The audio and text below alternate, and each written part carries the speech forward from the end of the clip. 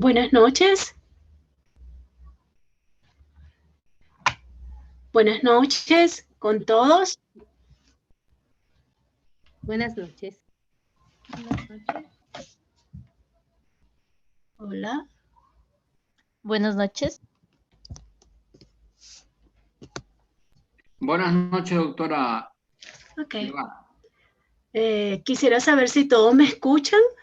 Sí, Por favor, coloquen un sí. sí, doctora, sí se le escucha bien. Doctora. Sí, lo escuchamos. Gracias. Bueno, yo soy la doctora Ilse Guevara. Voy a estar con ustedes en esta jornada. Voy a estar con ustedes aproximadamente 7 clases. Un gusto de conocerles. Y yo soy ginecostetra, perinatóloga, trabajo en el Hospital Luz Helena Arizmendi y soy docente también de la PUCE. Entonces, bueno, un gusto y quiero compartir la pantalla para que hablemos sobre nuestro tema de hoy. Creo que...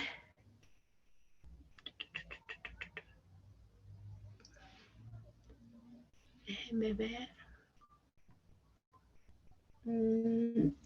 No sé si está el ingeniero por allí que me dice que el anfitrión deshabilitó la función de compartir. A ver si él me puede dar para compartir la pantalla.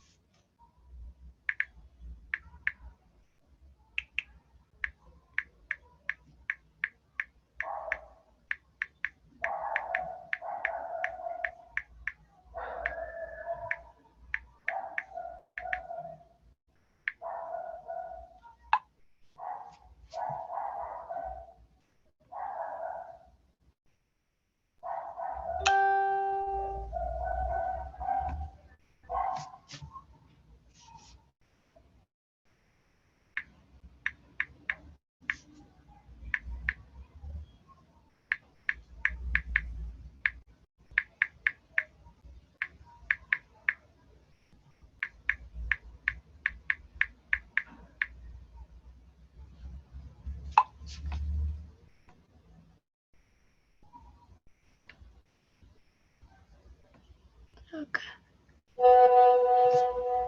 Listo.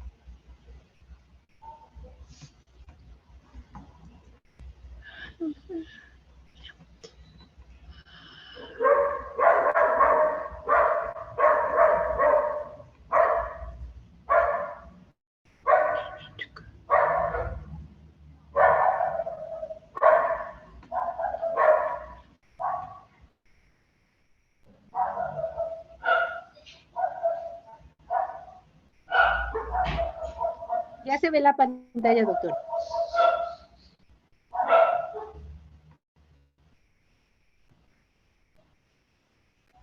No me aparece.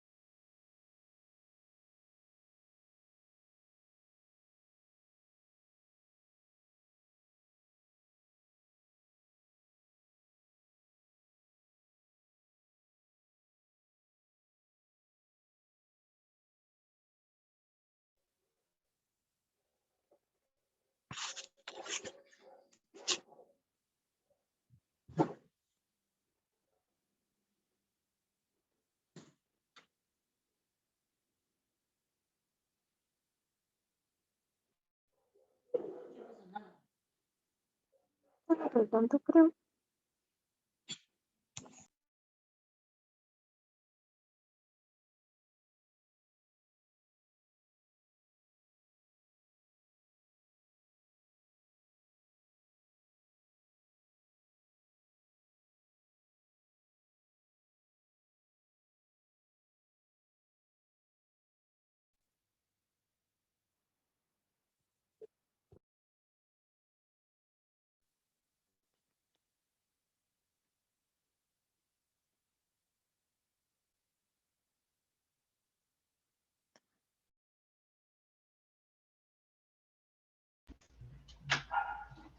Ya está la presentación.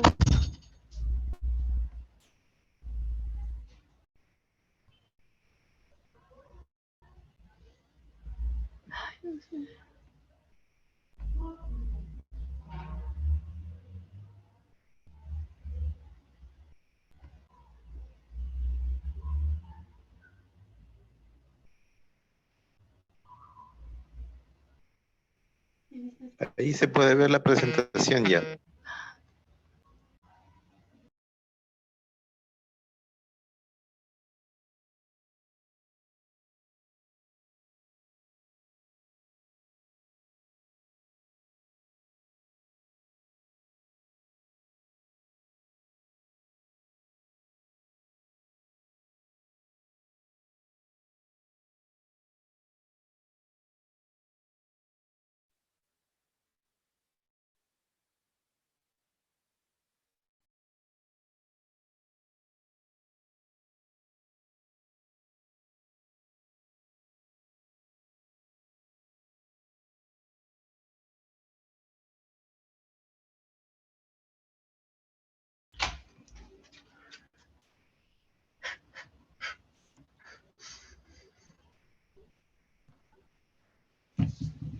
Entonces, bueno, disculpen el tiempo. Entonces, hoy vamos a comenzar la clase con Doppler del primer y segundo trimestre. Y les quiero decir que el Doppler desde los años más o menos 1974 al 78, ya se dieron en la obstetricia los primeros pasos de Doppler, ¿no? Y el Doppler vino para quedarse, porque es una herramienta que en buenas manos nos predice el estado de hipoxia de un feto, nos predice el bienestar de ese feto. Por lo tanto, es un método no invasivo, es de bajo costo, puede identificar el riesgo a desarrollar preeclampsia y cardiopatías, y además es un parámetro hemodinámico del feto que nos va a ayudar a vigilar el riesgo de hipoxia y acidosis en los fetos con restricción de crecimiento intrauterino, generalmente producto de una alteración a nivel del flujo placentario. Es bien importante que nosotros tengamos parámetros de importancia a vigilar en la ecografía Doppler. Y muchas veces uno ve, nos refieren pacientes para realizar ecografía Doppler y la paciente, o sea, y uno pregunta, ¿por qué le mandan a hacer la ecografía Doppler?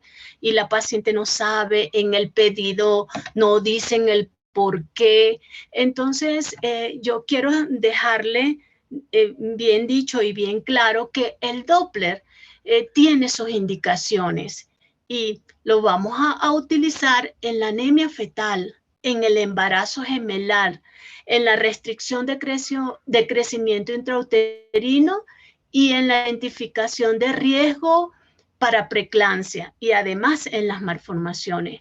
Estas son las 5 indicaciones de la ecografía Doppler. Y por lo tanto nosotros en este momento vamos a comenzar viendo primeramente la indicación en la parte de riesgo para preeclampsia y malformaciones cardíacas, que es en el primer trimestre cuando se usa este tipo de estudio. Vamos a comenzar diciendo, hablando acerca de las bases físicas del Doppler. Y el Doppler tiene un efecto físico mecánico. ¿Por qué?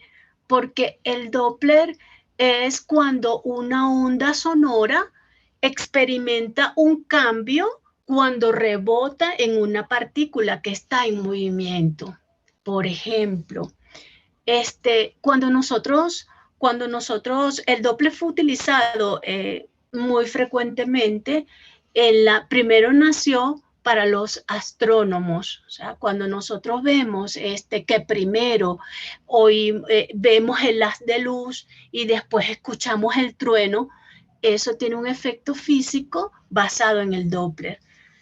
Luego lo utilizaron en las artes militares, el efecto sonar en los submarinos, en la Primera, Segunda Guerra Mundial, se usó mucho el efecto sonar, en donde los submarinos tenían un radar con Doppler, en donde ellos podían evaluar los otros submarinos del enemigo que estaban cerca y podían atacarlo. No fue más que en 1964 cuando se usa el Doppler en la medicina, y es en ese momento cuando podemos escuchar por primera vez el latido cardíaco de un feto a través de onda Doppler. Es bien merecido el aporte de Christian Andreas Doppler, por eso lleva su nombre, por eso Doppler se escribe con D mayúscula, porque es un apellido. Y Andreas Doppler vivió en el año desde 1803 hasta 1853. Y en 1842 él descubre pues este efecto. Y el efecto se basa generalmente en que ahí tenemos un objeto que está, en este caso, esta persona que está paradita acá, viene una ambulancia. Cuando está cerca, las ondas sonoras tienen mayor frecuencia, por lo tanto, esta persona va a escuchar con más intensidad, más fuerte, el sonido de la ambulancia. ¿Ya? En lo que la ambulancia pasa y se va alejando, entonces la velocidad de esas ondas sonoras son más distantes y por lo tanto llegan al oído humano, se va oyendo más lejos porque se está alejando del punto de referencia. Pero en la medicina, ambos elementos pueden estar en movimiento. Tanto el traductor, que es el que tenemos, que es el que produce el haz de ultrasonido, como los glóbulos rojos, que son los elementos que están en constante movimiento, chocando entre las paredes de los vasos sanguíneos, yendo en línea recta o en círculo. Entonces, el haz de ultrasonido en efecto Doppler es capaz de captar la velocidad de ese eritrocito que va a través del vaso sanguíneo. Entonces, en medicina, el efecto Doppler no es más que el cambio de frecuencia que experimenta el ultrasonido al chocar con los elementos de la sangre, en este caso glóbulos rojos que van a través del vaso sanguíneo. Entonces, esto nos da una información de velocidad, de amplitud en el tiempo, ¿ya? Y además de la dirección a la que va ese eritrocito, ¿no? Entonces, ¿qué pasa? Que tenemos, ¿por qué hay movimiento? Bueno, porque los movimientos de contracción y relajación del corazón hacen que esos eritrocitos que están en los vasos sanguíneos puedan moverse y formar como partículas dentro de la sangre, ¿ya? Si el paciente está anémico, no hay casi glóbulos rojos, por supuesto, este movimiento que eyecta el corazón a estos glóbulos rojos va a ser con menos roce, menos viscosidad. La sangre va a tener menos viscosidad cuando hay anemia y por lo tanto va a ser mayor la velocidad con que el corazón empuja todos estos eritrocitos a través del vaso sanguíneo. Por lo tanto que vamos a tener una muestra espectral muy alta, ¿ya? En donde esto se va a reproducir de una manera gráfica, siempre dependiendo del ángulo en que tomemos, en el sentido en que tomemos esos vasos sanguíneos. Ahora bien, ¿de qué depende la velocidad de la sangre? Depende básicamente de la resistencia distal de la pared de distribución. Por ejemplo, si nosotros nos conseguimos una resistencia muy alta en los vasos sanguíneos de la placenta, entonces el flujo se va a conseguir como obstruido.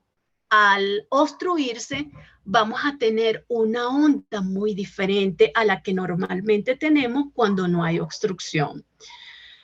De que va a depender también de la fuerza que imprime el corazón en su movimiento de contracción y relajación. Por ejemplo, un corazón enfermo donde la complianza, que es la fuerza con que se contrae el corazón, no está bien, el corazón está enfermo porque llega mucho líquido al ventrículo derecho, hay una distensión del corazón, esa fuerza con que se contrae va a disminuir y por lo tanto esto va a afectar sobre la onda espectral que yo obtenga en el Doppler. Por otra parte, la sangre no es acuosa totalmente. La sangre tiene cierta viscosidad y esto se lo da la hemoglobina. Cuando el feto tiene anemia, entonces esa sangre se hace menos viscosa y por lo tanto la velocidad con que consigamos el efecto Doppler en este paciente, en este feto, va a ser muy diferente a la que conseguimos normalmente en un feto que está sano, que no tiene anemia. Por lo tanto, vamos a conseguir esta onda. Generalmente conseguimos tanto en la onda de la arteria umbilical como en la onda de la uterina y de la cerebral media, vamos a conseguir una onda bifásica, ¿ok? En donde tenemos una escala en donde el eje horizontal corresponde al tiempo y el eje vertical corresponde a la velocidad. Entonces, esta S indica cada onda. Primero quiero que sepan que cada onda corresponde a un ciclo cardíaco. Entonces, tendríamos acá la sístole con un pico máximo y luego el corazón se relaja y las velocidades bajan y y se produce la diástole. Acá sería el fin de diástole. De manera que vamos a tener un pico sistólico, un fin de diástole y además vamos a tener una velocidad media que es la que el aparato, el equipo de ultrasonido nos va a sacar logarítmicamente la velocidad media en cada ciclo cardíaco. Eso lo saca, eso es un software que trae el equipo y que por lo tanto el equipo se va a encargar de eso, ¿ya? Entonces, Por lo tanto, vamos a tener 3 índices. El índice de resistencia, que es la sístole menos la diástole, entre la sístole. Luego tenemos el índice de pulsatilidad, que es la sístole menos las diástoles, entre el promedio. Y luego tenemos el radio, que sería sístole entre diástole. Pero ¿con qué nos vamos a quedar? ¿Con el índice de pulsatilidad o el índice de resistencia o el índice sístole-diástole? Bueno, al principio nosotros, cuando nació el Doppler, nos quedábamos con todos los índices, ¿ya? Pero en la actualidad se usa es el índice de pulsatilidad. ¿Por qué? Porque, por ejemplo, si yo tengo una diástole, un paciente tan enfermo que la diástole me llega a 0 y tengo una sístole que me da en 80, entonces 80 entre 0 nunca, no se puede dividir, me da infinito. Entonces, por eso en medicina ni los infinitos nos sirven, ni los que está por debajo de 0 tampoco. Entonces, el único promedio que nos da números reales y números absolutos es el índice de pulsatilidad. Por lo tanto, por eso hoy día todos los estudios demuestran que nos debemos quedar con el índice de pulsatilidad. Ahora bien, entonces vean de nuevo aquí los índices para el análisis de la forma de la onda con flujo. Entonces tenemos una velocidad sistólica, una velocidad diastólica y tenemos una velocidad media. Entonces, de allí sacamos entonces la relación del índice de pulsatilidad, que es el que se usa, ¿ya? Que es sístole menos diástole entre la velocidad media. ¿Ya? Ahora bien, es importante que nosotros aprendamos para tener una buena imagen. Hola, necesitamos saber algunas cosas que vamos a ubicar en la ecografía Doppler para poder interpretar adecuadamente la onda que nos está dando en ese feto. Entonces, lo primero que tenemos que saber que los flujos que aparecen en rojo son los glóbulos rojos que se están acercando, ¿ya?, al traductor, y los que aparecen en azul se están alejando del traductor. Entonces, eso lo vemos acá en la pantalla del ecógrafo. Ustedes van a ver una ventana, que es esta que está acá. Entonces, generalmente esa pantalla tiene que estar rojo arriba y azul abajo, indicando que todo lo que se acerca al traductor es rojo, ¿ya?, y todo lo que se aleja del traductor es azul. Si todo lo que se acerca al traductor es rojo, entonces la onda me va a dar positiva hacia arriba, ¿ya?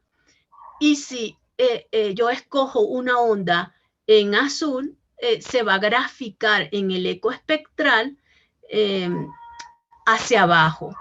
Entonces, generalmente, cuando está muy difícil la onda de agarrar, o el feto está en oligoamnio, está en oligoamnio severo, el fetito está atrapado y no podemos coger bien la arteria umbilical y cogemos una que está alejándose del traductor, igual la evaluamos y entonces el equipo tiene una forma de invertir esta imagen hacia arriba. O bien la podemos dejar también la imagen tal cual como está hacia abajo. Si invertimos la imagen hacia arriba, entonces este azul que está hacia abajo se va a ir hacia arriba.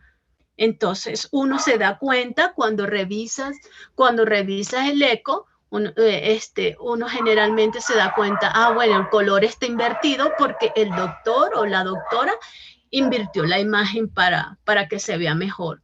Pero la ISO dice que si usted agarra una imagen, coge una imagen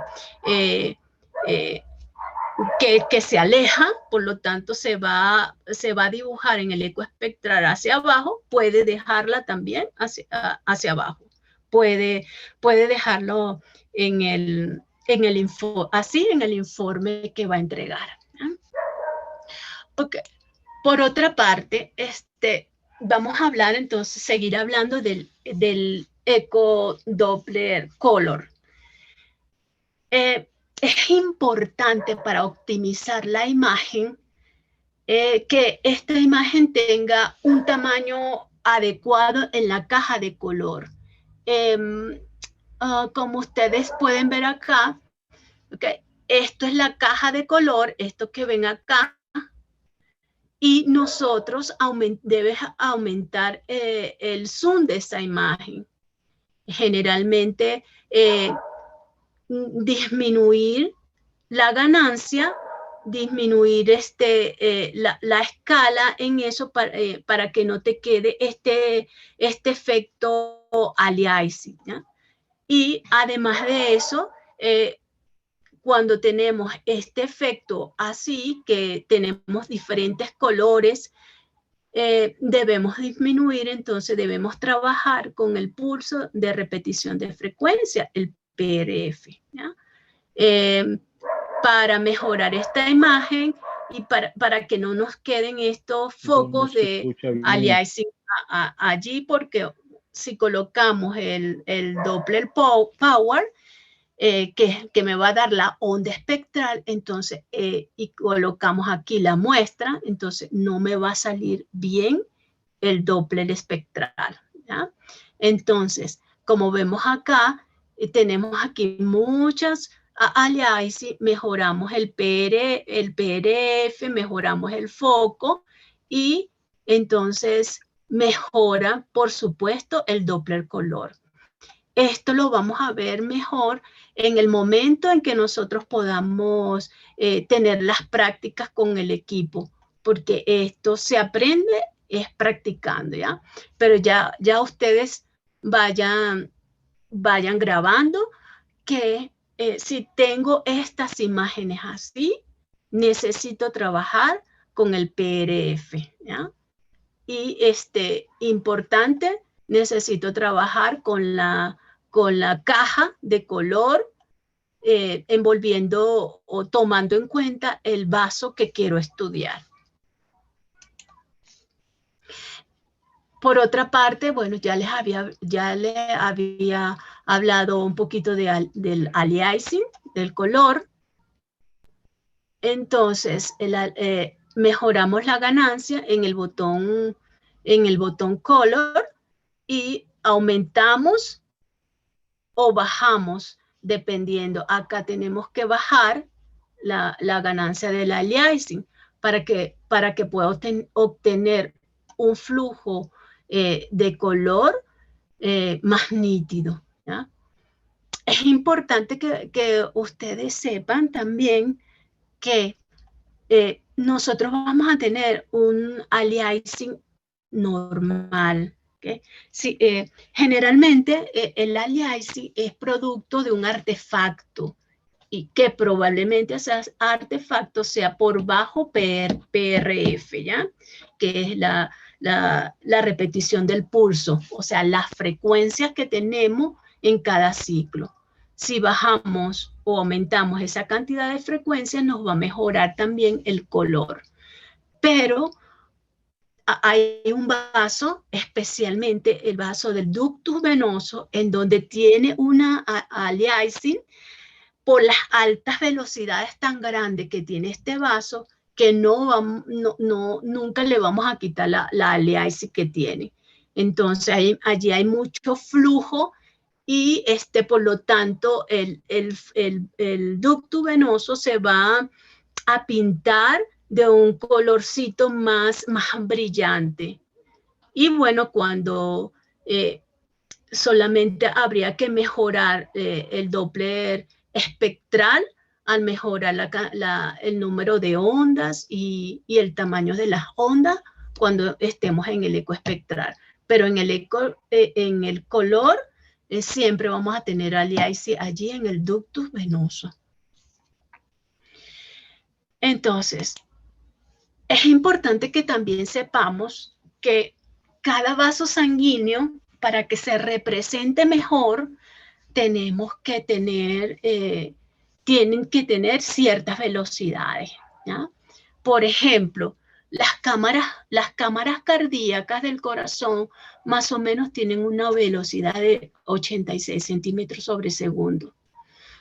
Las arterias uterinas siempre deben tener una velocidad por encima de 60 centímetros sobre segundo. Si yo no tengo arterias uterinas por encima de 60 centímetros sobre segundo, quiere decir o no es el vaso que estoy interrogando o el ángulo en el que estoy tomando esa muestra del vaso no es. Entonces, las arterias uterinas, recuerden, entonces por encima de 60, pueden estar en 86, a veces las conseguimos hasta en 100, 121, depende. El ducto venoso, por encima de 71 centímetros sobre segundo. La arteria umbilical, más o menos 56 centímetros sobre segundo. La arteria cerebral media, 56 centímetros sobre segundo, y las venas, sobre todo la vena umbilical, más o menos 25 centímetros sobre segundo, y ella tiene un flujo laminar, ¿ya? Estos vasos son vasos que tienen dos ondas, y el ductus venoso es trifásico. Entonces, ahora bien, hablemos sobre la onda espectral. ¿Sí? Como para tener una buena onda espectral graficada, entonces tenemos que ajustar primero la toma de la muestra. Vean esta toma de muestra acá y vean esta toma de muestra acá. La muestra debe ser dentro del vaso que queremos estudiar, dentro del vaso, ¿ya? Como en este caso, está justo dentro del vaso. Y segundo, la muestra debe tener un ángulo, ajustar el ángulo. Por ejemplo, generalmente trabajamos con ángulos menores de 30 grados. 8:30. Lo más cercano a 0 grados. ¿Cómo es eso? Si ustedes ven acá, este es la muestra, el ángulo, ¿ya? Que va a insonar y que me va a dar estas imágenes, el flujo va hacia arriba, ¿ya? Entonces, va en la misma dirección de esta línea que tengo acá. Por lo tanto, este ángulo está muy, pero muy cerca a 0 grados, si no es 0 grados. De todas maneras, ustedes se deben fijar acá en la leyenda del ecógrafo, que allí le dice la ganancia, allí le dice el grado en el cual usted está insonando ese vaso, ¿okay? Y la velocidad con que está insonando, que tiene ese vaso allí. Entonces es muy importante que usted esté bien pendiente de esta leyenda que siempre aparece acá, ¿ya? Y entonces tiene que darle una onda nítida. La onda debe ocupar más o menos 2/3 del espacio que le queda allí de la gráfica, ¿ya? Y importante, miren lo que pasa si usted no ajusta el PRF, ¿ya? El PRF en algunos equipos también es llamado velocidad, ¿ya? Entonces, acá les traje esta imagen porque vean cómo se corta, no se termina la onda y sale debajo.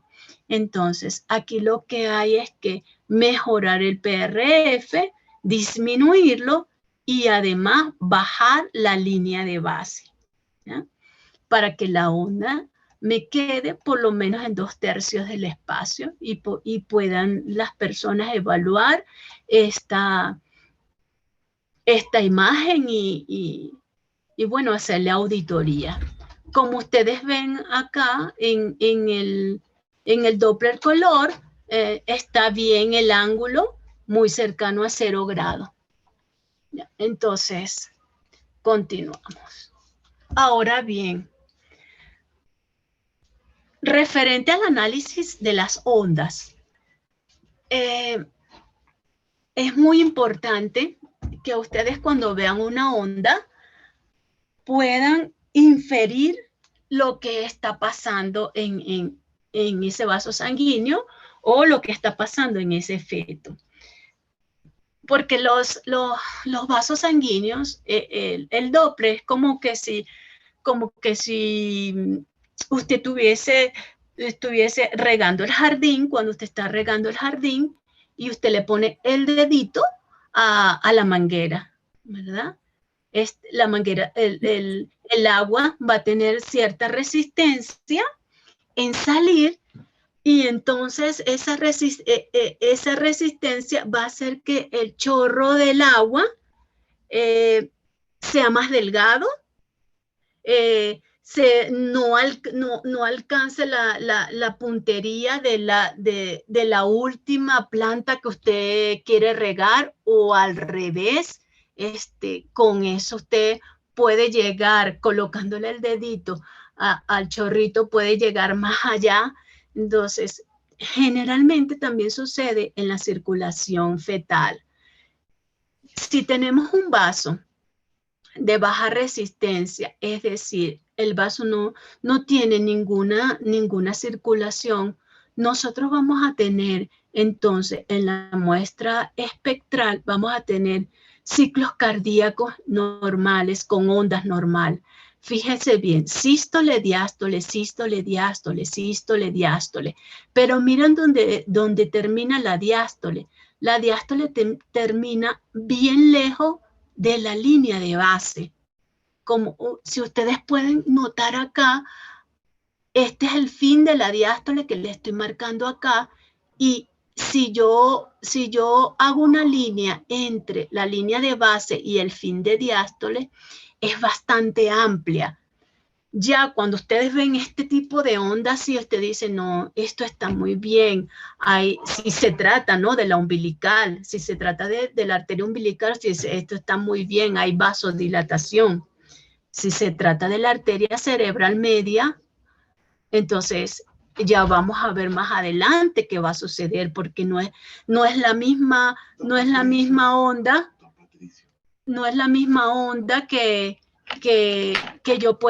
que se puede usar en la... Que lo llame con respecto a esto. Ya.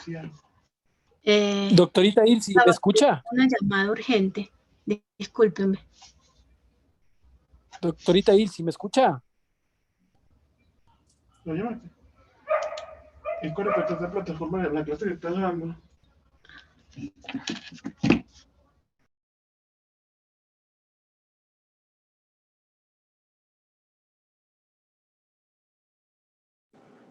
No escucho nada. Se fue el audio. Dijo que iba a contestar una llamada y que ahí hablaba.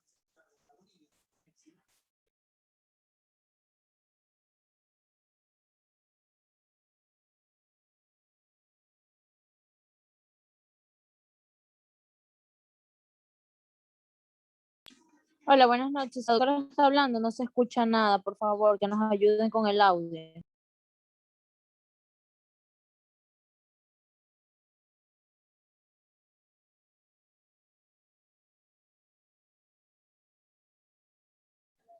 Ya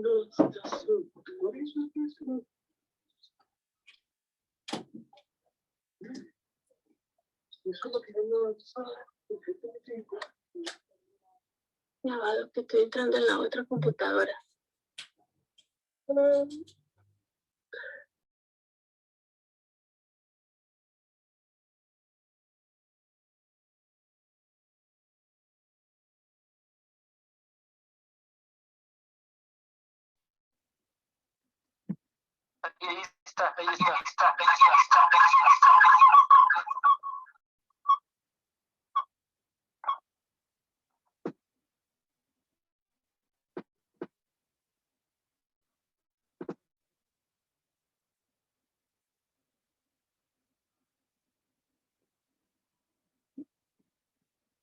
Listo, ahí lo ven.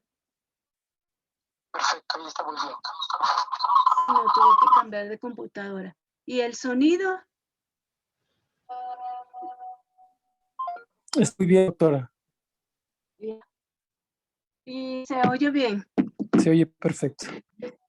Ya, entonces no, es que la computadora que tenía no sé, no vale. Entonces, bueno, disculpen de verdad que muy apenada y déjenme comenzar de nuevo, ¿ya? Entonces, bueno, comenzamos Doppler en el primer y segundo trimestre.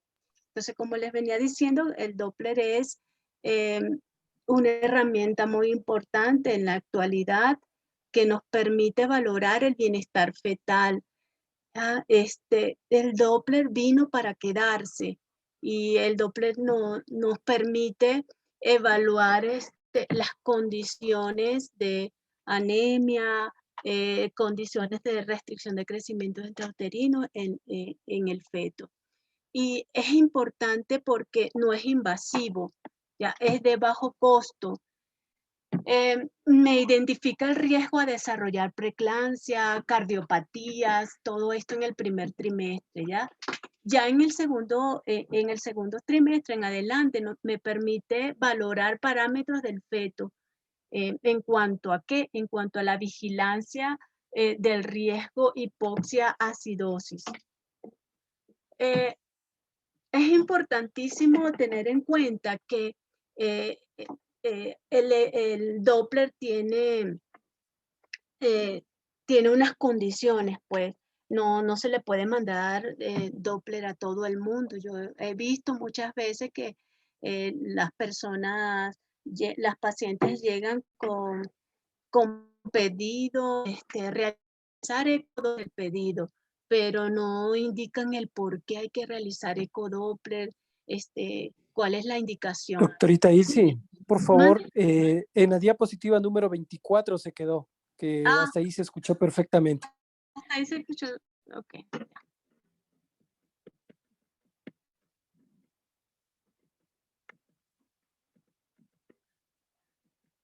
Ok, en esta diapositiva quedé. Y les quería decir, bueno, le estaba señalando algo bien importante es que como ustedes ven, el fin de la diástole está bien separada de la línea de base. Eso indica que este vaso que tiene baja resistencia, ¿ya? Y que si evaluamos la arteria umbilical, eso es muy bueno para el feto, ¿no? Entonces aquí lo tenemos de una manera diagramada.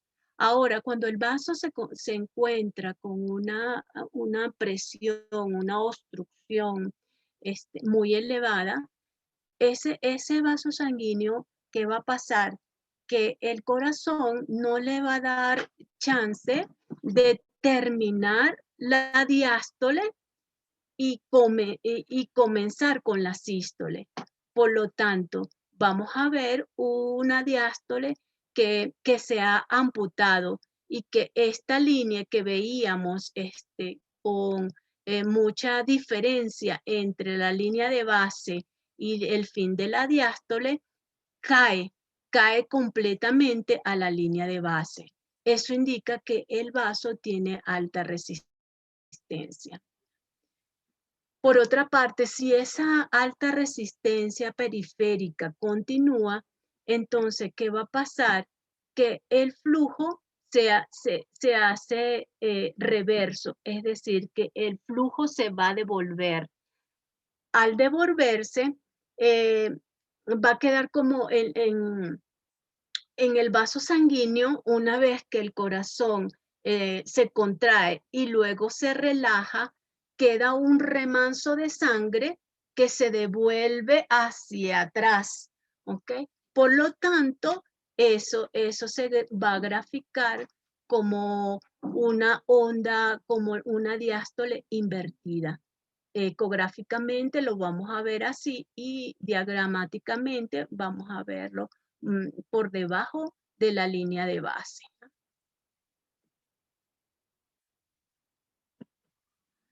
Ahora bien, en el primer trimestre, entre las 11 y las 14 semanas, vamos a evaluar las arterias uterinas.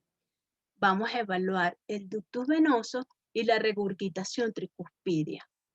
La arteria uterina es importante porque ella nos predice en un porcentaje más o menos importante la preeclampsia y restricción de crecimiento intrauterino. Por otra parte, el ductus venoso nos va a predecir cuando está alterado.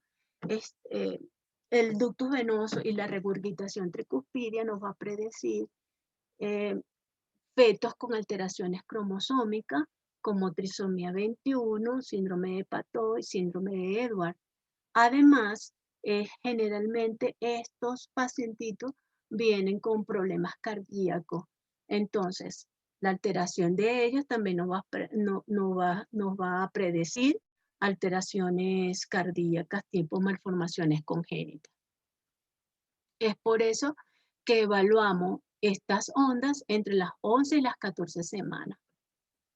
Ahora bien, hablando de las arterias uterinas, entonces es importante que sepamos que una vez que el sincitio trofoblasto ha invadido la cavidad uterina para anidar allí al embrión, luego el feto y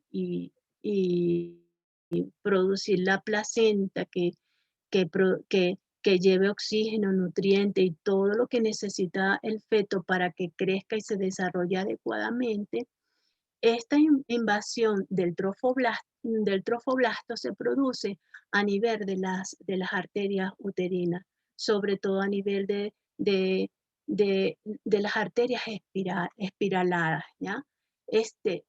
¿Con qué finalidad? Con la finalidad de sustituir la capa muscular que tiene estas arterias por una capa fibrinoide, de manera que ante el gran flujo de sangre que más o menos al final del último trimestre es más o menos 500 cc de sangre por hora que pasan por allí a través de la placenta, entonces ellas necesitan estar con una vasodilatación extrema. Por lo tanto, estas arterias uterinas comienzan a vasodilatarse más o menos a las 10 semanas, 12 semanas, produciéndose la primera invasión trofoblástica y luego más o menos a las 23, 24 semanas y que termina la segunda invasión trofoblástica. ¿Ya? Esto va a hacer que en las pacientes vamos a tener ondas con una buena diástole en las pacientes que han tenido buena invasión trofoblástica, es decir, que hay excelente vasodilatación. Entonces vamos a tener ondas con sístoles y diástoles muy amplias, muy alejada de la línea de base. Esto indica que el feto va a estar recibiendo grandes cantidades de oxígeno y nutrientes y por lo tanto va a ser bajo riesgo va a tener bajo riesgo de restricción de crecimiento intrauterino. Ahora bien, si lo que ocurre es al revés, que las arterias no se vasodilatan, entonces las el feto va a llevar menos oxígeno y nutrientes y esto puede presentar un riesgo para preeclampsia y restricción de crecimiento intrauterino. Y además la onda, vamos a tener una onda con una diástole bien ajustadita a la línea de base. Esto otro para que ustedes vean cómo es la mala invasión, entonces nos puede dar una onda espectral alterada. Esto para que vean que si tenemos una buena invasión trofoblástica y buena cantidad de sangre fluyendo por los espacios intervellosos, entonces vamos a tener una onda espectral adecuada a la edad gestacional. Y viceversa, si el vaso sanguíneo no se dilata, permanece como si no estuviera embarazada, entonces vamos a tener ondas con alta resistencia. Ahora bien, ¿cuál es la técnica para buscar las arterias uterinas? Entonces, vamos a tener unos aspectos técnicos para obtener una onda espectral adecuada. Como ya les dije, velocidades mayores de 60 centímetros sobre segundo. Debemos aumentar el zoom en la imagen Doppler, más o menos un 50%. El ángulo debe ser menor de 30 grados, lo más cercano a 0 grados. Deben obtenerse 3 o más ondas similares con PRF adecuado. Y deben ocupar 2/3 de la parte en el eje de las Y. La muestra, por otra parte, la muestra debe ser ajustada al vaso y la velocidad de barrido entre 5 a 10. Eso es lo que dice la ISO, ¿no? Ahora bien, siempre nos preocupamos por el NOSH, pero en los últimos estudios dicen que el NOSH no ha demostrado tener un buen rendimiento clínico, sino que se toma en cuenta los 2 IPs de las arterias uterinas, tanto derecha como izquierda, y se saca el promedio. Ahora bien, ¿cómo lo vamos a tomar? La vamos a tomar por 2 vías. Puede ser por la vía transvaginal o por la vía transabdominal. Entonces, aquí vemos el cuello uterino. Entonces, si es por vía transvaginal, ubicamos el cuello uterino. Luego, en sagital, luego colocamos el traductor en transverso de manera de buscar el orificio cervical interno. Hacia el orificio cervical interno nos vamos a dirigir izquierda o derecha, buscando entonces la arteria uterina, ¿no? Entonces, la arteria uterina es la que tiene, ustedes se preguntarán cuál será acá de las 2 arterias uterinas. Ustedes van a insonar las 2, pero una debe tener más de 60 centímetros sobre segundo y esa va a ser la arteria uterina real, ¿no?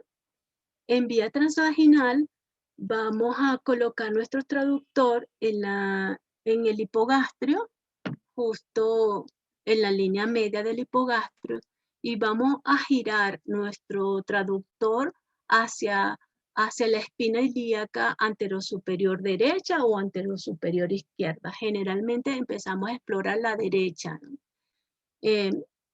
Entonces, ubicamos nuestra espina ilíaca anterosuperior y inclinamos nuestro traductor hacia la parte inferior lateral del cuello del útero. Y nos vamos a conseguir con las arterias ilíacas. Entonces, en el cruce virtual de la arteria de los vasos ilíacos va a ser entonces la arteria uterina, ¿ya? Entonces, acá, acá tenemos entonces los vasos ilíacos y el cruce virtual de la arteria uterina. Se describe que se tiene que insonar en 3 centímetros por debajo del cruce, antes del cruce. Aunque yo a veces la he insonado por encima del cruce y veo que estadísticamente no me da mucha diferencia. Pero Clínica de Barcelona indica que tenemos que hacerlo por debajo del cruce. ¿Por qué? Porque por encima del cruce generalmente la arteria uterina da algunas ramificaciones, por lo cual podemos equivocarnos. Se describe que el 90% de las preeclampsias pueden ser diagnosticadas en menos de 30 semanas con la insonación de la arteria uterina en el primer trimestre. Entonces, eso es un dato bien importante. Aunque muchos estudios en la actualidad se han informado que las arterias uterinas en el primer trimestre, la insonación de ellas llegan más o menos a un 50% de la especificidad, pero que aunado con marcadores séricos, además de eso, aunado con la presión arterial media y el antecedente de la embarazada, podemos llegar hasta un 90% de sensibilidad y especificidad. Sin embargo, muchos estudios también declaran que tiene un valor predictivo negativo de 99%, casi 100%, que eso indica que si usted insona unas buenas, bien de la ley, pues las arterias uterinas con buena técnica y está dentro de los límites normales, esa paciente tiene casi 99% de no presentar preeclampsia. Es el valor predictivo negativo. Pero en la actualidad nosotros usamos la calculadora Clínica de Barcelona. Y Clínica de Barcelona se usa mucho acá en Ecuador porque nos permite mejorar. A ver si puedo compartir un momentico acá. Clínica de Barcelona nos permite evaluar las arterias uterinas con un sistema bien detallado. A ver. Bueno, se los pasaré mañana. Les paso mañana la...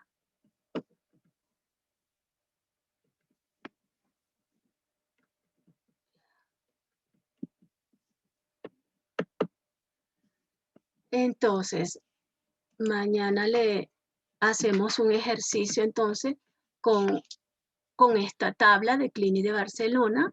La voy a tener, la tenían en la otra computadora ya montada para hacer unos ejercicios. Pero entonces mañana, como seguimos con Doppler en el segundo trimestre, vamos a hacer ejercicio con esta tabla que se ha adherido perfectamente a la población ecuatoriana. Entonces, en nuestro hospital la utilizamos. Ahora bien, el por qué toda esta justificación, porque en el año 2017 el profesor Nicolai, junto con sus colaboradores, hicieron un estudio acerca del cribado de la preeclampsia. Y bueno, ellos vieron que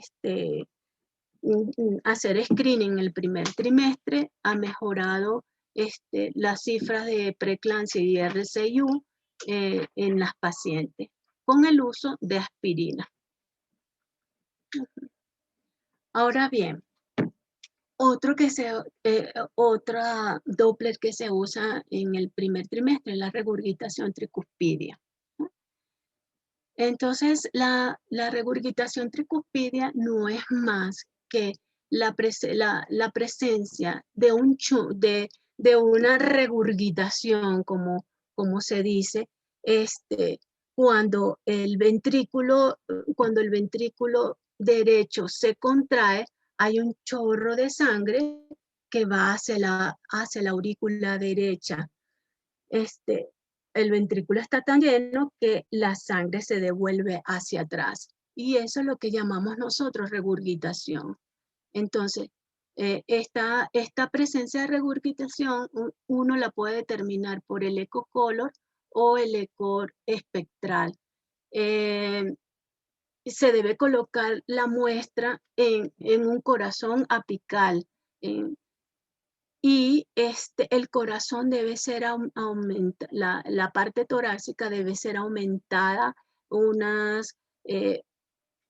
50-75%, de manera que podamos ver las 4 cámaras del corazón y poder colocar el cursor o la muestra más o menos 2 a 3 milímetros de la válvula tricúspide. En la dirección del flujo de esta válvula. Es importante ver la onda E y la onda A de esta válvula, porque ella nos indica también el llenado pasivo y activo del ventrículo. La onda E siempre es mayor que la onda A en los fetos. Y una vez que marcamos, acá podemos evaluar esto, es la regurgitación tricuspidia, y en fetos que están alterados, el chorro de sangre va en dirección más o menos hacia abajo, que sobrepasa los 60 centímetros sobre segundo. ¿Ya? Eso indica que es patológico. Y esto está asociado generalmente con cardiopatías congénitas como canales AB, la anomalía de Einstein y atresia de la arteria pulmonar.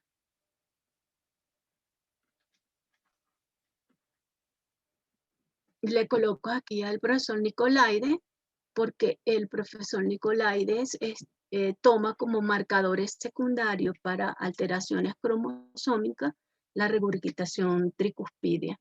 Entonces, ellos, una vez que hacen su translucencia nucal y está en un riesgo moderado, entonces ellos echan mano a los segundos marcadores, como hueso nasal, ductus venoso y regurgitación tricuspidia y la frecuencia cardíaca, por supuesto.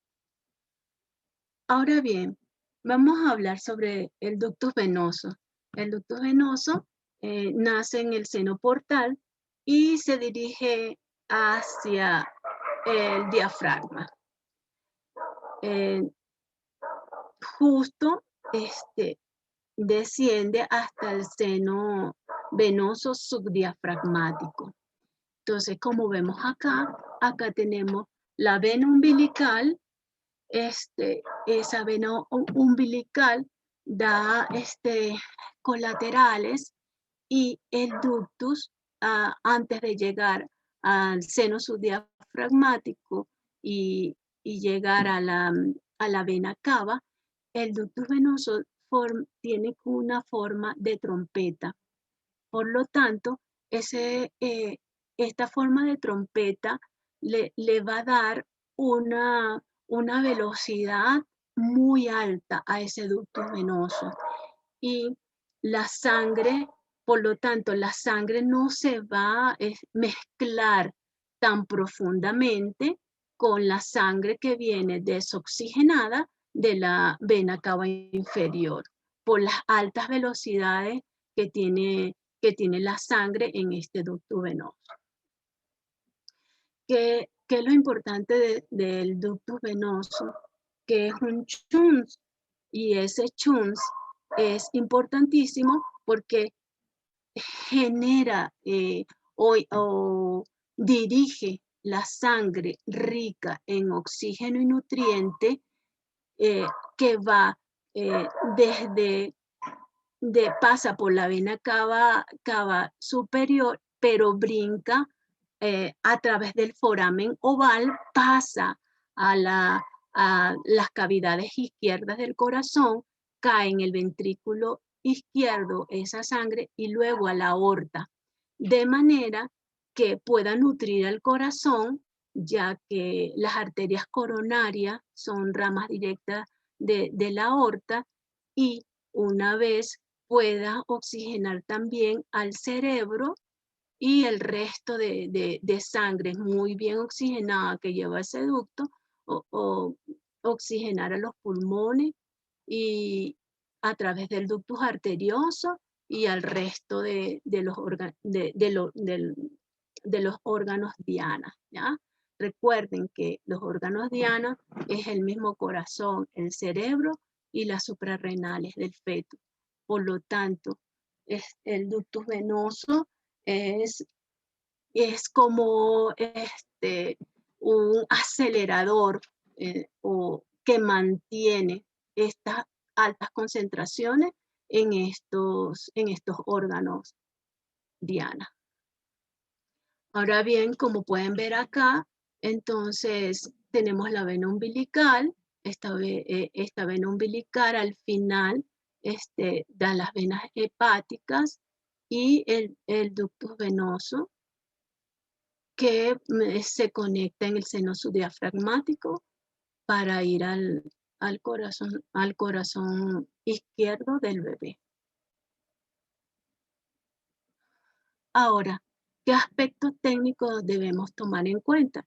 El ductus venoso podemos ubicarlo en sagital o en transverso. Siempre y cuando veamos, siempre debemos ver la vena umbilical. Ven el aleaci aquí del ductus venoso. Ese aleaci nunca es muy difícil de modificarlo porque indica que es un vaso de altas velocidades, ¿ya? Entonces, una vez ubicamos después de la vena umbilical este espacio con aleaci, indica que estamos en el ductus venoso. Entonces, igualito, un zoom mayor del 50% de la pantalla, el ángulo igual, menor de 30 grados, colocar la muestra en el punto más próximo de la salida de la umbilical. La escala 40-60 centímetros sobre segundo, y se deben obtener 3 o más ondas similares con PRF adecuado. Deben ocupar 2/3 de la pantalla el espectral, y el barrido también 5 a 10. Se recomienda 5 para la evaluación mejor de la onda. Importante es tratar de aprovechar cuando el feto esté sin movimiento y bueno, decirle a la madre que se quede quietecita para tomar este vaso, porque este vaso mide más o menos 2 milímetros. O sea, al final del embarazo mide 2 milímetros. Así que hay que ajustar bien la muestra porque es muy pequeñito. Y si insonamos mal, podemos insonar la vena cava inferior o las hepáticas, que es igual que el ductus, pero con onda A en reversa. Entonces puede haber un error allí. Entonces, ¿cuál es la morfología del ducto? Entonces tenemos que es una onda trifásica anterógrada. Trifásica anterógrada, ¿ok? Con una sístole ventricular, una diástole ventricular y una contracción auricular, que es la A. ¿Ah? Entonces, el corazón que está manejándose bien es un corazón que llega la sangre al ventrículo, se contrae, luego ocurre un llenado pasivo, ¿ok? Y luego, luego ese llenado pasivo, se trata de llenar las aurículas completamente, y esa aurícula, una vez llena, se llama patada auricular, que es la última contracción que da la aurícula y forma esta onda A. La onda A siempre está por encima de la línea de base. En el eco del primer trimestre, esta onda así es normal, con A aquí normal. Esta onda A también acá es normal. Y esta onda acá es normal en el primer trimestre, ¿ya? Anormal en el primer trimestre es que sea una onda en reversa. Ya y en el segundo trimestre vamos a evaluar el IP de este ductus venoso. Entonces, si el IP me da mayor de 1, es un ducto venoso que está alterado, así la onda no esté en reversa, la onda A no esté en reversa. Es importante este ducto en el segundo trimestre, porque es el marcador más fuerte de muerte fetal, sobre todo en restricción de crecimiento intrauterino. Se ha reportado del 40 al 100% de riesgo de muerte. Lo que indica que cuando tenemos este ductus alterado, sobre todo en reversa, indica que tenemos que actuar rápidamente. Entonces, por lo tanto, es muy, muy importante que sepamos bien que realmente estamos insonando el ductus venoso y no la vena cava ni las arterias hepáticas. Ahora bien, en el segundo trimestre tenemos, además del ductus venoso y también las arterias uterinas, también podemos evaluarla en el segundo trimestre. Tenemos la arteria umbilical.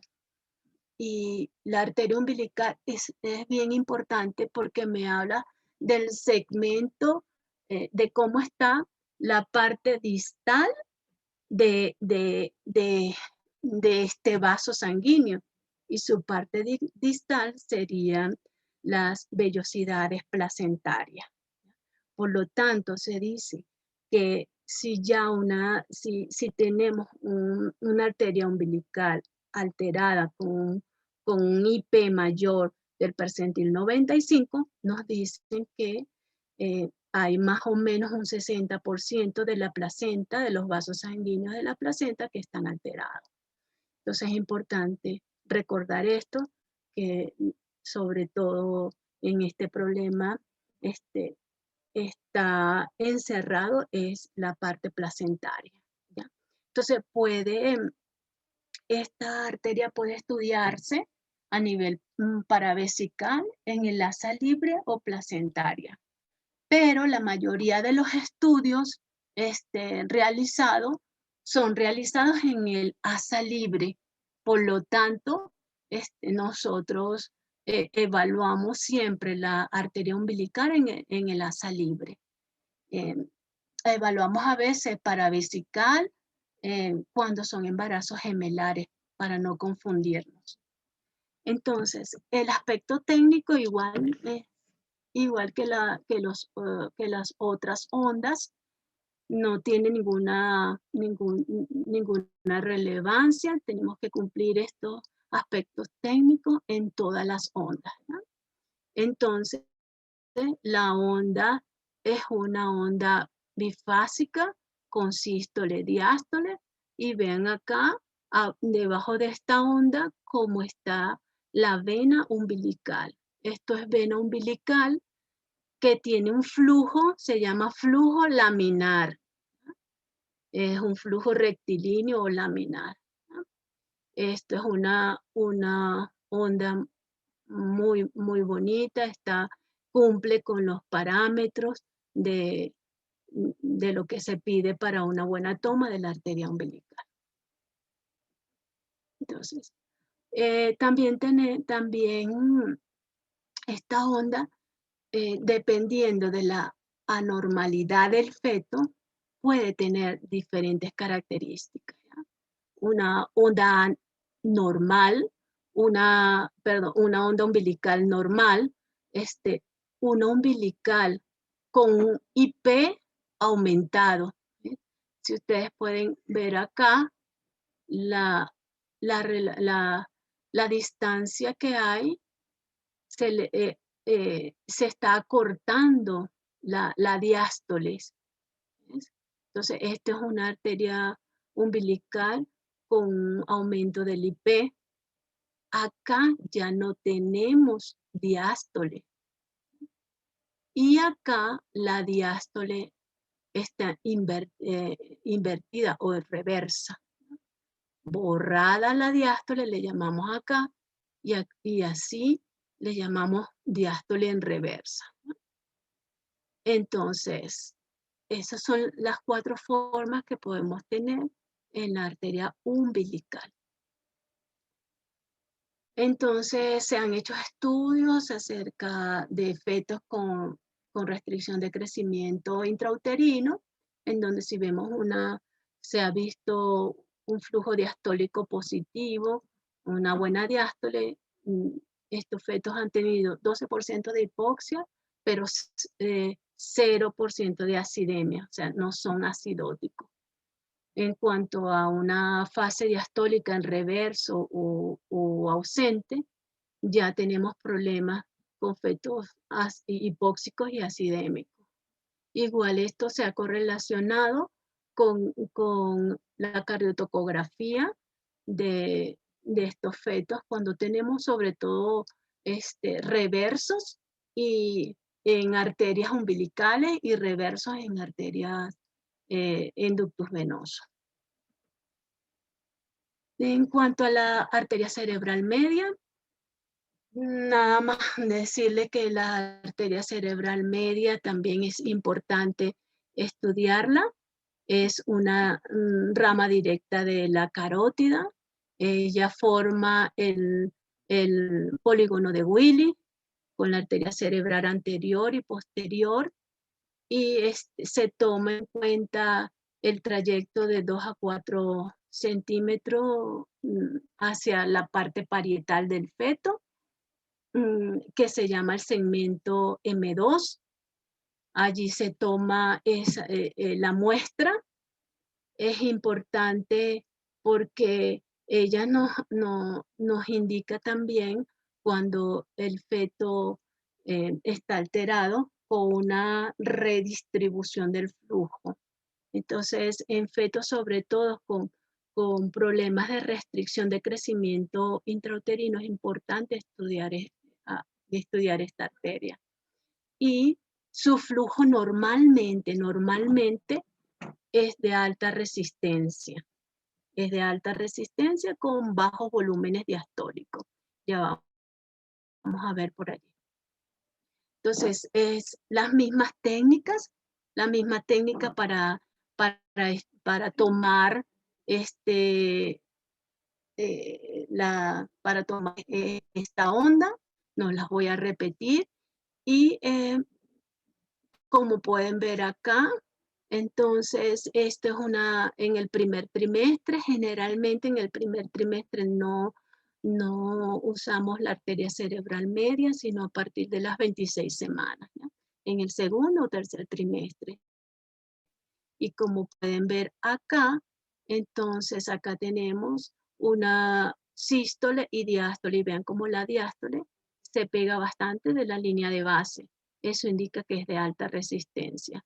Por lo tanto, ustedes van a tener IP de 1,75, 2,80, 2,80, o sea, IP altos, ¿no? En cambio, que en la arteria umbilical vamos a tener IP bajo. Entonces, el cerebro goza de un mecanismo compensatorio en la hipoxia fetal que se llama brain sparing, y en pacientes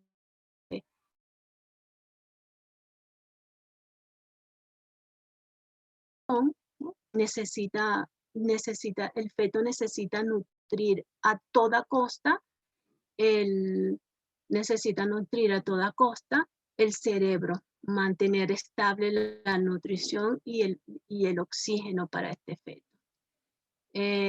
Los valores son de menos del percentil 5 para esta edad gestacional.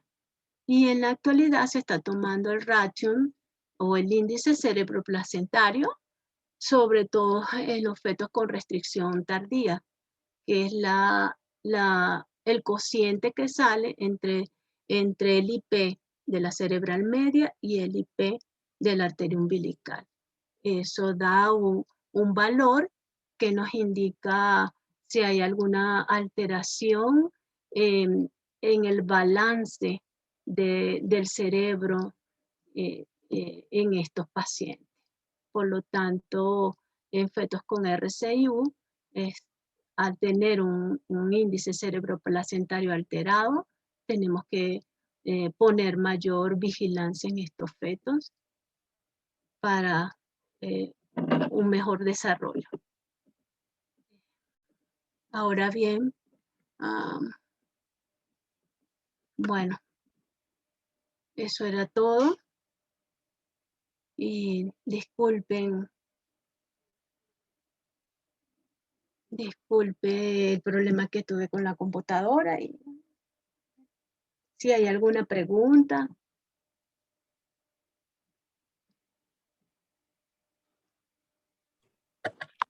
Buenas noches, no sé si me escuchan. ¿Sí? Quería saber cuál es el tamaño de la muestra cuando se hace el estudio Doppler de la arteria cerebral media. El tamaño de la muestra. Sí, A veces te dicen 3 milímetros, pero usted tiene que buscar que esa muestra le ocupe la mayor parte del vaso para que no se salga, porque eso va a depender de la edad gestacional que tenga el feto. ¿Ve?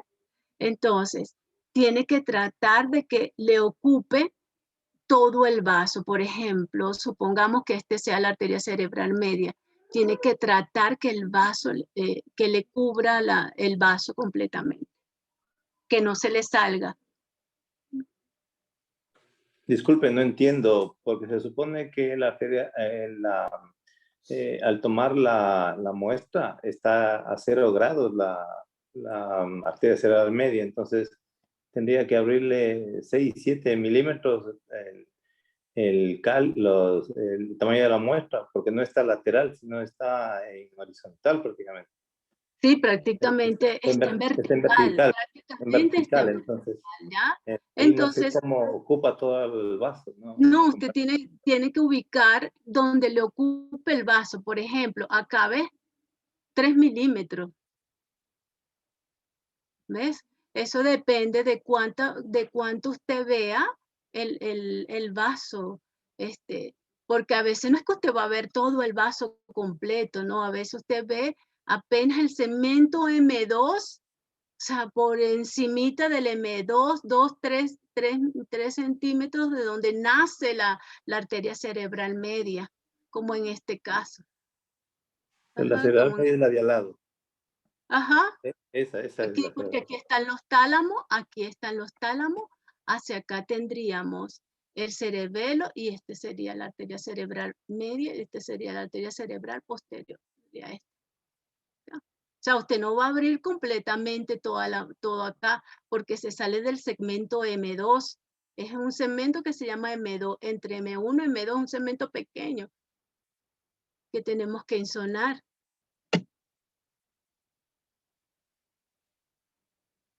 ¿Sí me entiende, Doc? No estoy muy claro, pero ok, no hay problema. Bueno, de todas maneras, eso lo vamos a ver con los pacientes, en la práctica.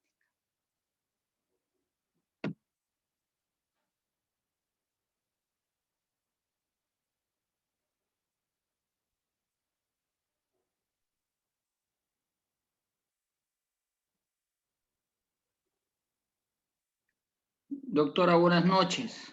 Buenas noches. En el estudio de la arteria umbilical, Ah, que lo que usted nos enseña que debemos de preferencia una sal libre, ajá. y encontramos un percentil mayor de 95 en una arteria umbilical, es necesario también hacer la medición en la otra arteria umbilical, pero si la otra sale normal, ¿nos iríamos por la normal o la patológica? Sí, siempre debemos insonar las dos arterias umbilicales, ¿ya? Si la otra está patológica, siempre es importante hacer, colocar la patológica, ¿ya? Colocar la patológica y entonces hacer en el reporte que la arteria umbilical derecha o izquierda usted consiguió por encima del percentil 95 o en fase diastólica borrada, pues, o fase diastólica reversa. Sí, eso es importante colocarlo. Muy importante. Cuando nos sale una alteración en la arteria umbilical, estaría directamente relacionada con un retardo de crecimiento intraútero y con hipoxia, que podría llevar al fallecimiento del niño, del feto. Sí, sí. Sí, en la mayoría de los casos está asociado a problemas de hipoxia fetal, problemas placentarios, ¿ya? De perfusión placentaria. Hay una disminución, un grupo muy pequeño que está asociado a la parte cromosómica, a niños con cromosomopatía que alteran la arteria umbilical, pero es una parte menos frecuente, ¿ya? La mayoría está asociada a restricción de crecimiento intrauterino y, como usted bien lo dice, por problemas placentarios. Y sí, ese feto que tiene una arteria umbilical, una normal y la otra alterada, hay que verlo más sucesivamente. Hay que hacerle Doppler más sucesivamente y hay que completar el Doppler con arteria cerebral media, ductus venoso y arterias uterinas. Siempre, siempre. Doctora, y en la arteria cerebral media que mencionaba hace un momento el compañero, buscamos en un corte cerca de las alas del esfenoide y tiene Sí, que ser señor. con un ángulo de 0 grados. Sí, Y señor, lo más cercano. nos ayudaría para más determinar la anemia fetal. Sí, señor, sí. Generalmente buscamos el pico sistólico de la arteria cerebral media en anemia fetal, ¿ya? Eso ustedes lo van a ver más adelante con otro doctor, van a ver anemia fetal. Gracias, doctora. A la orden. Así.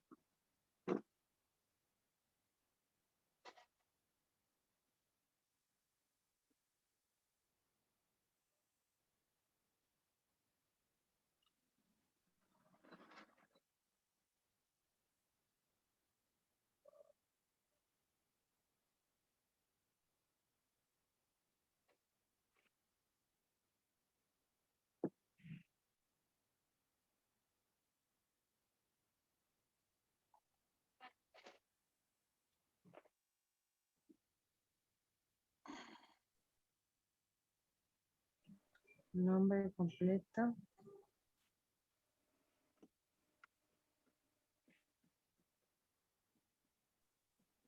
Bueno, gracias, muy gentil.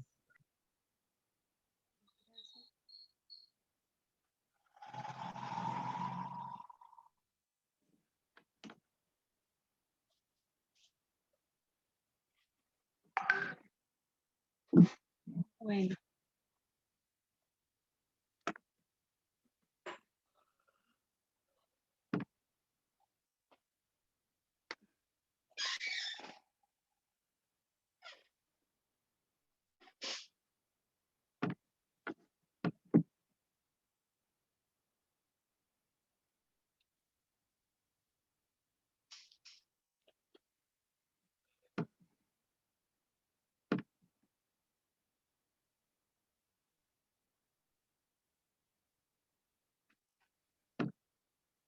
Bueno, muchísimas gracias. Si no hay más preguntas, entonces nos veríamos mañana. Muchas gracias a todos. Mil disculpas. No, tranquila, doctora. A usted, muchas gracias. Hasta luego. Gracias, Doc. Muy amable, gracias. Hasta luego, gracias.